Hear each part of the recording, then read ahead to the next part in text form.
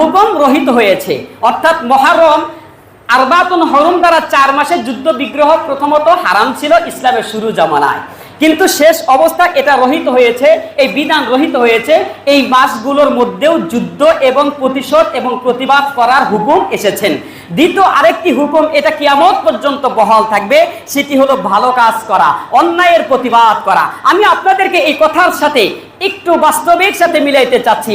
মক্কার সেই পৌত্তলিকরা, কাফের মুশরিকেরা নিজেদের প্রতিবাদ এবং প্রতিশোধ গ্রহণ করার জন্য যখন মুসলমানরা ঐক্যবদ্ধ হতেন, তখন তারা সুবিধা মোতাবেক বলতেন, আরে এটা হারাম মাস, এই মাসে যুদ্ধ করা যাবে না, এই মাসে তোমাদের সম্মান দেখাইতে হবে, রক্তপাত করা যাবে না, বিগ্রহ করা যাবে না, ঝগড়া ফিতনার মধ্যে লিপ্ত হওয়াও যাবে না।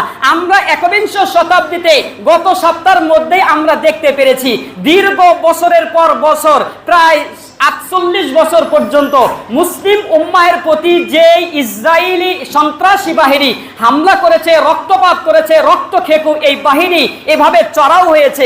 ঠিক মুসলমানরা যখন প্রতিবাদ করবার জন্য আবার তাদের প্রতি যুদ্ধ বিগ্রহ লিপ্ত হয়েছে এবং প্রতিশোধের আগুন যখন জ্বালিয়ে দিয়েছে, প্রত্যেক ইসরায়েলি বাটপার বাহিনী তখন বলছে হারাম হারাম হারাম। এ শব্দ আপনারা শুনেছেন?